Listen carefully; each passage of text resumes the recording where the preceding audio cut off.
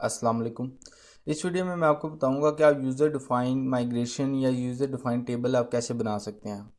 तो सबसे पहले तो आप अपनी डेटाबेस में आएँ और यहाँ पर माइग्रेशन पर आ जाएं। यहाँ पर आपको दो तीन माइग्रेशन बनी हुई नज़र आ रही हैं जो कि बाय डिफ़ॉल्ट, जैसा कि मैं आपको पहले बताया, कि लारावेल देता है। अब हमने यहाँ पर अपनी एक माइग्रेशन बनानी है। अपने टर्मिनल पर आएँ और टर्मिनल पर आने के बाद आपने यहाँ पर लिखना है PHP आर्टिज़न मेक माइग्रेशन। ठीक है, मेक माइग्रेशन और टेबल का नेम, जैसे माइग्रेशन का नेम आपने यहाँ पे बताना है। जैसे मैं कहता हूँ सैम्पल। ठीक है, हीट एंटर करें तो ये जो माइग्रेशन है विद इन कुछ ही सेकंड में ये आपकी जो माइग्रेशन है ये क्रिएट हो जाएगी। यहाँ पर देखें माइग्रेशन जो है वो क्रिएट हो गई है। अब यहाँ पर भी अगर आप देखें तो सैम्पल के नाम से मेरे पास माइग्रेशन आ गई। ये माइग्रेशन का नेम है, टेबल का नेम नहीं है, ये याद रखिएगा। सैम्पल जो मैंने लिखा ये एक माइग्रेशन का नेम है, टेबल का नेम नहीं है। अभी मैं इस पर क्लिक करूँगा तो आप देखेंगे कि ये मेरे पास बना हुआ आया। लेकिन एक चीज़ गौर करें, यहाँ पर आपको नज़र आता था कि स्कीमा वगैरह लिखा हुआ आ रहा है, सब कुछ लिखा हुआ आ रहा है। ठीक है, यहाँ पर टेबल का एक स्कीमा लिखा हुआ आ रहा है, जिसे मैंने आपको कहा था स्कीमा बिल्डर। लारावेल में एक टर्म है स्कीमा बिल्डर। ठीक है, यहाँ पर एक सिंपल उसका जो है स्ट्रक्चर बना हुआ आ रहा है। अगर मैं आपको कहूँ स्ट्रक्चर ब्लूप्रिंट बना हुआ आ रहा है टेबल का। लेकिन जो मैंने अभी बनाई उसमें अभी अप फंक्शन में कुछ भी नहीं पड़ा हुआ। यहाँ पर जो पहले लारावेल में क्रिएट किया इसके अप फंक्शन में क्या पड़ा है, एक टेबल का एक किस्म का स्ट्रक्चर पड़ा हुआ है। लेकिन जो मैंने अभी बनाई इसमें ना तो टेबल बना है और ना ही किसी किस्म का टेबल का स्ट्रक्चर बना है। ये सिंपल माइग्रेशन बनी है। अब अगर आप चाहें तो आप यहाँ पर स्कीमा वगैरह लिखकर आप ये काम कर सकते हैं खुद। लेकिन अगर टाइम बचाना है, अगर आप कह रहे हैं कि ये मैं स्कीमा वगैरह ये इतनी जो लाइन है ये ना लिखूं, ये स्ट्रक्चर मैं ना बनाऊं, यहाँ से लेकर यहाँ तक ये जो स्ट्रक्चर है ये ना मैं बनाऊं और ये खुद ब खुद लिखा हुआ आ जाए, उसके लिए फिर आपको एक और कमांड यूज़ करनी पड़ेगी। यहाँ पर आए अपने टर्मिनल पर और यहाँ पर आकर आपने लिखना है PHP आर्टिज़न। आगे आपने बिल्कुल सेम वैसे ही लिखना है मेक माइग्रेशन। अब माइग्रेशन के बाद आपने माइग्रेशन का नेम लिखना है। मैं कहता हूँ चेक। चेक के नाम से मैं एक या चेक डेटाबेस के नाम से मैंने एक माइग्रेशन का नेम ये लिख दिया। अब हमने क्या करना है, इस तरह करके क्रिएट। अब ये क्रिएट क्या हम लिख रहे हैं, ये क्रिएट हम फंक्शन लिख रहे हैं जो कि हमारे पास होता है। यहाँ पर अगर मैं आपको दिखाऊं, ये क्रिएट का फंक्शन ये लिख रहे हैं हम कि ये क्रिएट करो, ये फंक्शन को कॉल कर रहे हैं। और यहाँ पर मैं लिख रहा हूँ क्रिएट। आगे आपने लिखना है अपने टेबल का नाम, जो भी आप नाम देना चाहते हैं। मैं यहाँ पर अपने टेबल का नाम लिखता हूँ एडमिन। ठीक है, ये मैंने टेबल का नाम लिखा एडमिन। अब मैं हिट एंटर करूँगा तो ये जो मेरे पास यहाँ पर देखें चेक डेटाबेस के नाम से, जो कि मैंने पहले लिखा था, माइग्रेशन बन गई। अब जब मैं इस चेक डेटाबेस की माइग्रेशन के अंदर जाऊँगा ना, इस चेक डेटाबेस की, तो यहाँ पर आप देखेंगे अब फंक्शन में मेरे पास स्कीमा का एक सिंपल जो टेबल है उसका स्ट्रक्चर आ रहा है, जिसमें आईडी और टाइम स्टैम्प। अब ये आईडी और टाइम स्टैम्प दो हिस्सों में डिवाइड होता है, मैंने आपको बताया, क्रिएटेड एट और अपडेटेड एट।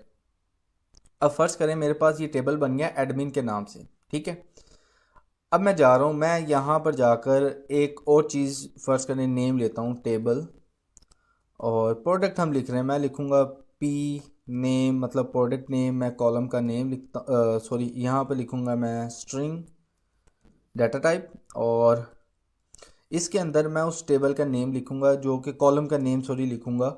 जैसा कि फर्स्ट मैं करें, मैं पी नेम लिख लेता हूँ।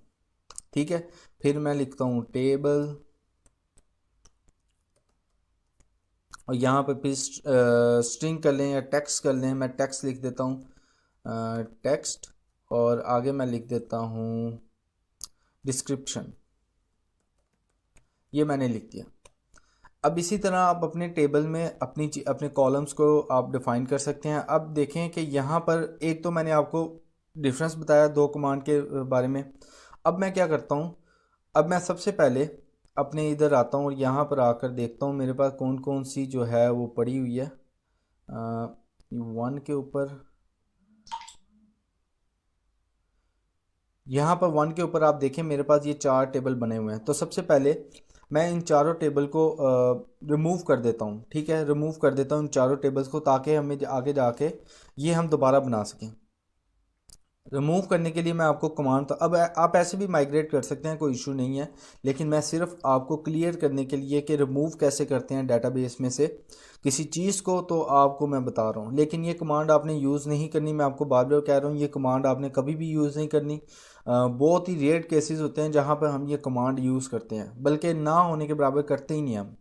आप लिखेंगे PHP आर्टिजन, ठीक है, उसके बाद आपने लिखना है DB वाइप। वाइप का मतलब बिल्कुल साफ। अभी आप देखें हमारे पास कितने टेबल हैं, 4।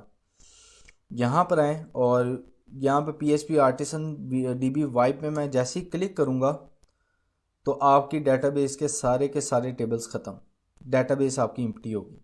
ठीक है, डेटाबेस आपकी अब बिल्कुल एम्प्टी है, इसमें कोई किसी किस्म का कोई टेबल नहीं पड़ा। ये मैं आपको फिर कह रहा हूँ, ये जो आपने यूज़ करनी है कमांड कभी भी यूज़ नहीं करनी है, बहुत ही बल्कि ना होने के बराबर चांसेस होते हैं कि हम once in a blue moon इसको यूज़ करें, लेकिन नहीं करते। तो अब ये आपको समझ लग गया। मैं करता हूँ PHP आर्टिजन माइग्रेट। माइग्रेशन होगी मेरी। अब मैं अपनी डेटाबेस में जाता हूँ और यहाँ पर मैंने 2 किस्म के टेबल बनाए थे। एक मैंने बनाया था एडमिन के नाम से, एंड सेकंड वन अब देखें, ये जो माइग्रेशन मैंने की है ना, इसका टेबल नहीं आया, उसकी वजह है मैंने सैंपल के नाम से माइग्रेशन की, लेकिन अब के अंदर मैंने कोई टेबल डिफाइन ही नहीं किया। तो यहाँ पर अब जब डेटाबेस में आएंगे तो आपको यहाँ सैंपल या कोई टेबल नज़र नहीं आएगा, क्योंकि माइग्रेट तो हो गया लेकिन वो उसके अंदर टेबल ही कोई नहीं पड़ा, तो वो डेटाबेस में कैसे आएगा। तो हमने कौन सी बनाई थी, हमने बनाई थी चेक डेटाबेस, उसमें एडमिन के नाम से हमने एक टेबल बनाया। यहाँ पर अगर मैं आकर एडमिन के अंदर जाऊँ तो यहाँ पर देखें ID created at updated at, 2 चीज़ें बन गई। लेकिन यहाँ पर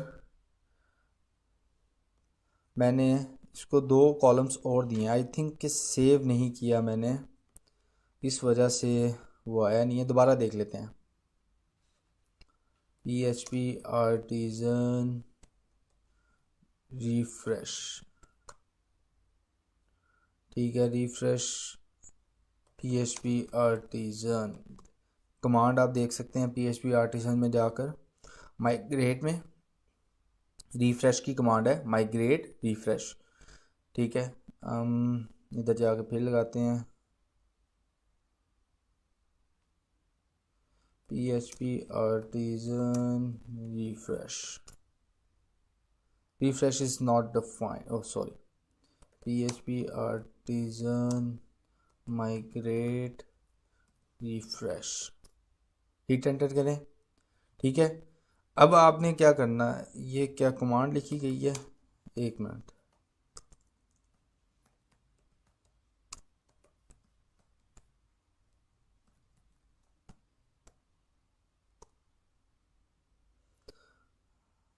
ये उसको फाइंड आउट क्यों नहीं कर रहा, आई डोंट नो कि क्यों नहीं फाइंड आउट कर रहा। माइग्रेट रिफ्रेश, रिफ्रेश के स्पेलिंग गलत लिखती हैं। ठीक है, रिफ्रेश हुई है। अब जाते हैं और यहाँ पर हम जाते हैं और यहाँ पर एडमिन के अंदर यहाँ पर देखें पी नेम और डिस्क्रिप्शन मेरे पास जो है वो आ गई है। मैंने उसको सेव नहीं किया तो उस वजह से वो आई नहीं।